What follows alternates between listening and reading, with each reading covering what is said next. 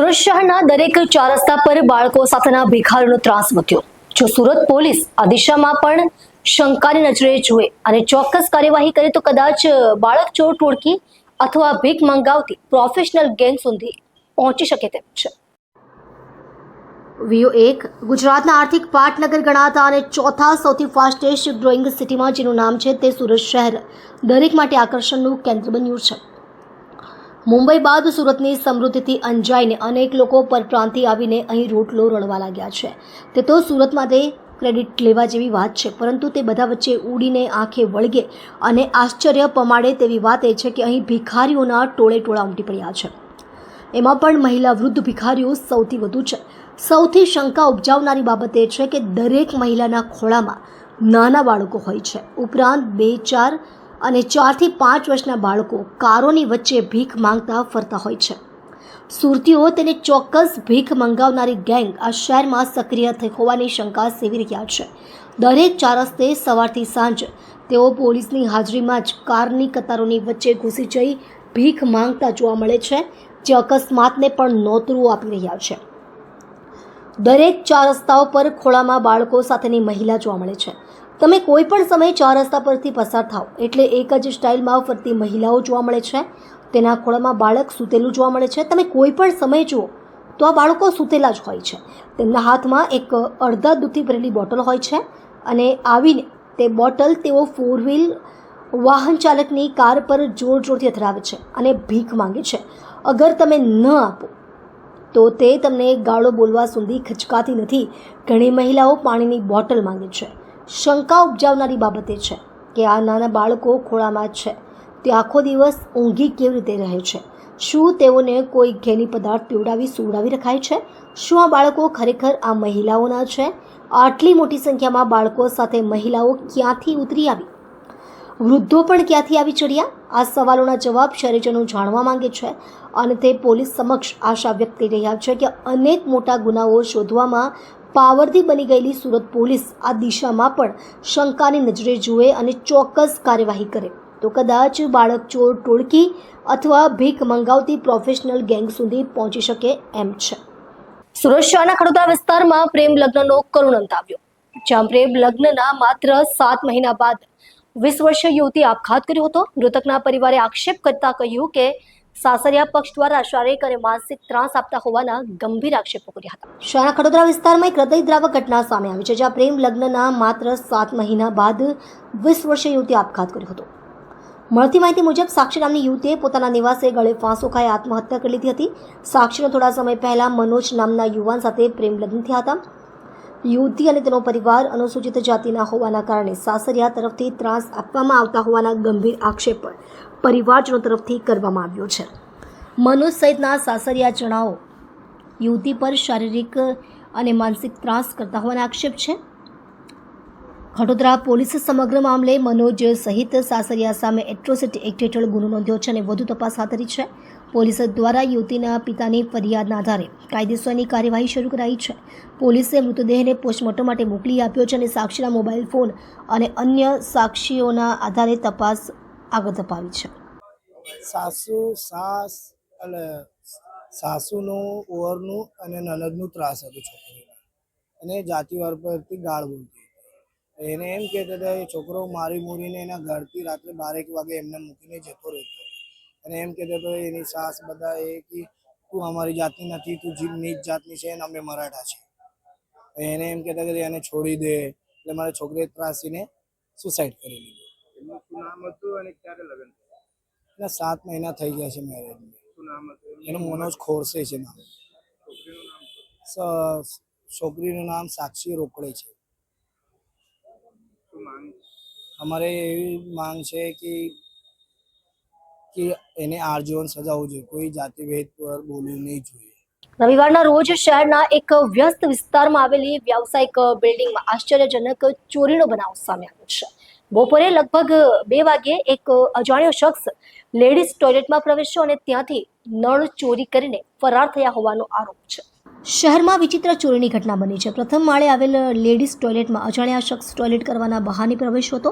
ટોયલેટનો દરવાજો લોક થઈ જતા તે ગભરાઈ ગયો અને બહાર નીકળવાનો રસ્તો ન મળતા તેણે ટોયલેટની બારીમાંથી કૂદીને ફરાર થવાનો પ્રયાસ કર્યો. આ દરમિયાન તેણે અંદરથી નળ ચોરી કરી હોવાનું સામે આવ્યું છે. પ્રથમ દ્રષ્ટિએ શખ્સ માત્ર ટોયલેટની જરૂરિયાત માટે આવ્યો હોય એવું લાગતું હતું, પરંતુ સીસીટીવી ચકાસણી બાદ માલુમ પડ્યું કે તે ચોરીના ઈરાદે જ અંદર પ્રવેશ્યો હતો. બિલ્ડિંગ મેનેજમેન્ટ દ્વારા તાત્કાલિક પોલીસને જાણ કરી દેવામાં આવી છે. પોલીસ દ્વારા આરોપીની ઓળખ મેળવવા માટે આસપાસના સીસીટીવી ફૂટેજનું નિરીક્ષણ શરૂ કરવામાં આવ્યું છે અને આગળની કાર્યવાહી હાથ ધરવામાં આવી રહી છે. સુરત સચિન વિસ્તારમાં થયેલા હત્યાના ગુનામાં સંડોવાયેલા આરોપીને ગણતરીના કલાકોમાં ઝડપી લઈ સચિન પોલીસે નોંધપાત્ર સફળતા મેળવી છે.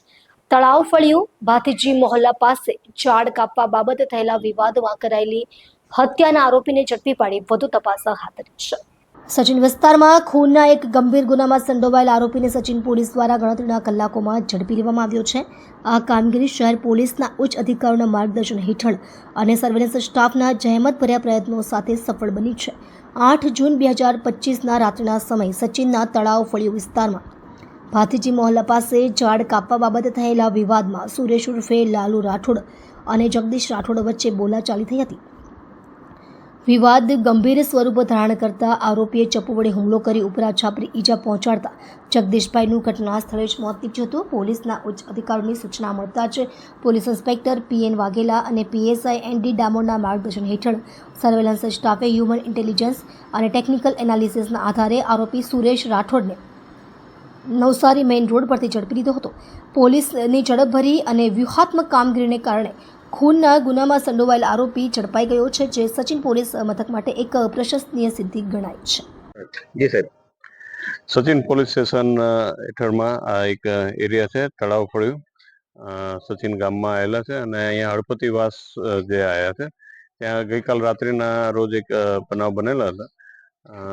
પાડોશમાં રહેતા બે હળપતિ પરિવાર છે, તેમાં એક પરિવારના સભ્યો જે ઝાડવા માનસરોવર પાર્ક આગળ સોસાયટી આવ્યા છે એના ઝાડ એમના ઘર તરફ વધેલા હતા, એને કાપતા હતા, ટ્રીમિંગ કરતા હતા. દરમિયાન જે કહેવાય કે ભાઈ ઇલેક્ટ્રિકના લાઇન પણ અહીંયાથી પસાર થાય છે, એના ઉપર અમુક ડાળખા પડ્યા હતા અને નીચે જે આરોપી છે એના વાહન 2 વ્હીલર પણ ત્યાં પડ્યા હતા.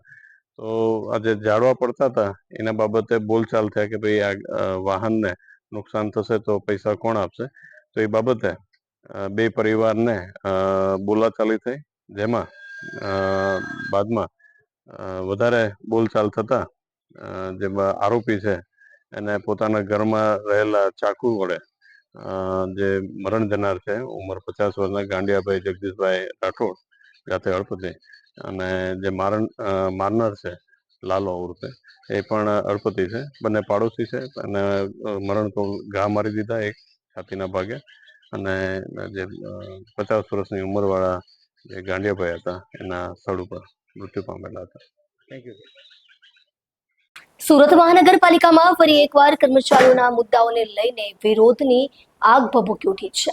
ગઈકાલે યોજાયેલી મિટિંગમાં યુનિયનના હોદ્દેદારોએ ડેપ્યુટી કમિશનરને વર્તમાન સેવા શરતો, વધારાના ભથ્થા અને વિલંબિત પગાર મુદ્દે મૌખિક અને લેખિત રજૂઆત કરી હતી.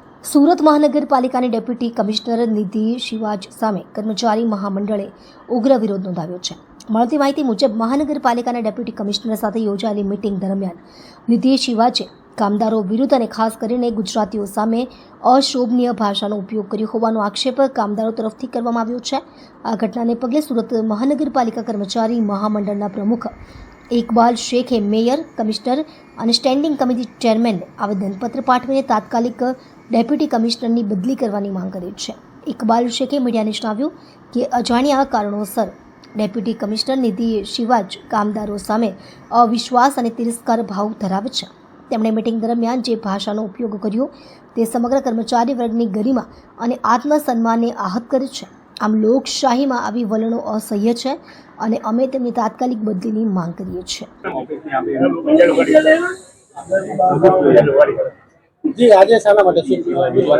સુરત મહાનગરપાલિકા કર્મચારી મહામંડળ દ્વારા આજ રોજ સુરત મહાનગરપાલિકાના મેયર શ્રી, અધ્યક્ષ શ્રી, સ્થાયી સમિતિ અને કમિશનર શ્રીને મળીને અમે તમામ કર્મચારીઓ વતી રજૂઆત કરી રહ્યા છે કે તારીખ 6 જૂનના રોજ જે મીટિંગ મળી હતી એમાં ડેપ્યુટી કમિશનર શ્રીમતી નિધિ સિવા છે એવા શબ્દો ઉચ્ચાર્યા હતા કે ગુજરાતી લોકો એક કરતા વધુ પત્નીઓ રાખે છે.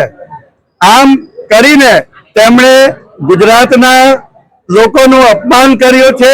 એટલું જ નહીં પરંતુ અમે તો ત્યાં સુધી આજે કહી રહ્યા છીએ કે તેમણે ભારત દેશના વડાપ્રધાન, ગુજરાતના મુખ્યમંત્રી શ્રી, ગુજરાતના તમામ મંત્રીઓ અને ગુજરાતના તમામ લોકોનું અપમાન કર્યું છે, જેથી તમામ કર્મચારીઓનું પણ અપમાન કર્યું છે. જેથી અમારી પહેલી માંગણી એ છે કે શ્રીમતી નિધિ સિવાચને તાત્કાલિક સુરત મહાનગરપાલિકામાંથી પરત ગાંધીનગર ખાતે મોકલવામાં આવે અને ગુજરાત સરકાર દ્વારા એમને ગુજરાતની બહાર મોકલવામાં આવે એવી અમારા મહામંડળ તરફથી અમારી માંગણી છે. અને જો આ માંગણીનું તાત્કાલિક નિરાકરણ ન થશે તો આવતીકાલથી દરરોજ સાંજે 5 થી 6 કલાક દરમિયાન અમે સુરત મહાનગરપાલિકાની કચેરીમાં સૂત્રોચ્ચારનો કાર્યક્રમ આપીશું અને તમામ અમારી માંગણીઓ તાકીદના ધોરણે પૂરી થાય એ માટેની પણ આજ રોજ અમે આ રજૂઆત કરી રહ્યા છીએ. સુરત મહાનગરપાલિકા સંચાલિત સથાણા નેચર પાર્કને ઉનાળુ વેકેશન ફળ્યું. 5 મે થી 8 જૂન વચ્ચે લગભગ એક મહિના દરમિયાન 1,94,000 જેટલા લોકોએ પાર્કની મુલાકાત લીધી હતી. તેના પરિણામે જુએ ₹40,39,39,000ની આવક મેળવી છે. સથાણા વિસ્તારમાં આવેલ પ્રાણી સંગ્રહાલય નેચર પાર્કમાં ઉનાળુ વેકેશન દરમિયાન મુલાકાતીઓનો ઘસારો જોવા મળ્યો હતો. 5 મે થી 8 જૂન વચ્ચે લગભગ એક મહિના દરમિયાન 1,94,000 જેટલા લોકોએ પાર્કની મુલાકાત લીધી હતી. તેના પરિણામે જુએ ₹40,39,000ની આવક મેળવી છે. ઝૂ સુપ્રિન્ટેન્ડન્ટ રાજેશ પટેલના જણાવ્યા મુજબ આ વર્ષે સમગ્ર દક્ષિણ ગુજરાતમાંથી લોકો વિઝિટ માટે અહીં આવ્યા હતા. તુલનાત્મક રીતે ગયા વર્ષની સરખામણીએ આ વર્ષે વધુ સંખ્યામાં મુલાકાતીઓ આવ્યા છે.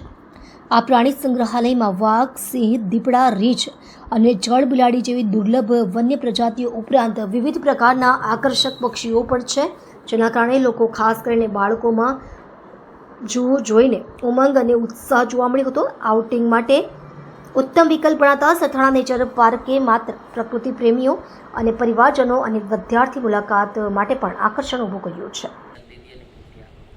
દર વર્ષે સરથાણા નેચર પાર્કમાં દિવાળી અને ઉનાળા વેકેશનમાં મોટા પ્રમાણમાં મુલાકાતીઓ મુલાકાત લેતા હોય છે. આ વર્ષે આપણે 5/5/2025થી 8/6/2025 સુધીના સમયગાળા વેકેશનના સમયગાળા દરમિયાન સરથાણા નેચર પાર્ક ખાતે કુલ 1,49,000 જેટલા મુલાકાતીઓએ મુલાકાત લીધેલી હતી અને તેઓની પ્રવેશની ટિકિટ આવક પેટે ₹40,40,000 જેટલી આવક થયેલી છે. જે ગયા વર્ષે આ જ વેકેશન પીરિયડના સમયગાળા દરમિયાન 1,40,000 જેટલા વિઝિટરે મુલાકાત લીધેલી હતી અને 38,33,000 જેટલા પ્રવેશ ટિકિટની આવક થઈ હતી. જે ગત વર્ષ કરતાં આ વર્ષે 9,000 જેવા મુલાકાતીઓએ વધુ મુલાકાત લીધેલી છે અને તેઓની પ્રવેશ ટિકિટ આવક કે ગત વર્ષ કરતાં ₹2 લાખ જેટલી મહાનગરપાલિકાની વધારે આવક થયેલી છે. સુરત ડિંડોલીથી ચલથાણ રોડ પર વકીલ અભિષેક રાજપૂત પર 2 અજાણ્યા શખ્સોએ ચપ્પુ વડે હુમલો કર્યો હોવાની ઘટના બની છે. હુમલામાં ગંભીર રીતે ઇજાગ્રસ્ત થયેલા વકીલને તાત્કાલિક સારવાર માટે નજીકની ખાનગી હોસ્પિટલમાં ખસેડવામાં આવ્યા છે. હુમલાનો આરોપ ભાજપના કોર્પોરેટર અમિત રાજપૂત પર કરાયો. હુમલાની ઘટના બાદ વકીલ અભિષેક રાજપૂતે સોશિયલ મીડિયા પર એક વિડીયો જાહેર કર્યો હતો, જેમાં તેમણે ભાજપના કોર્પોરેટર અમિતસિંહ રાજપૂત પર હુમલાનું ષડયંત્ર રચવાનો ગંભીર આક્ષેપ કર્યો છે. વકીલે દાવો કર્યો છે કે હુમલો પૂર્વ નિયોજિત હતો અને તેની પાછળ રાજકીય વર્તુળો હોઈ શકે છે. આ આરોપો સામે જવાબ આપતા કોર્પોરેટર અમિતસિંહ રાજપૂતે તમામ આક્ષેપોને તથ્યવિહીન અને રાજકીય પ્રેરિત ગણાવ્યા છે. તેમણે જણાવ્યું કે હું આ ઘટનાથી કોઈ પણ રીતે જોડાયેલો નથી. આ મુદ્દો તપાસ હેઠળ છે અને પોલીસ સાચી દિશામાં તપાસ કરશે.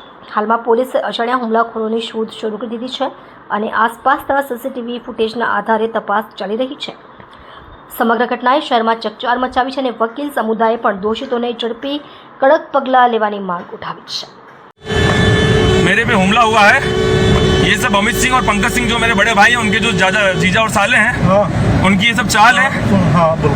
और ये मेरे को चाकू मार दिया, ये पाँव पे लगा है मेरे. मैं जा रहा हूँ, हॉस्पिटल जाऊँगा. ये मुझे जानबूझ के मारा गया है. जो मेरे साथ क्लाइंट था उसको नहीं मार के मुझे मारा गया है. ये सब जानबूझ के क्लाइंट. इसमें अमित सिंह राजपूत जो कॉर्पोरेटर है उसकी पूरी चाल है. નમસ્કાર મિત્રો, હું Amitsinh Rajput, corporator ward number 26.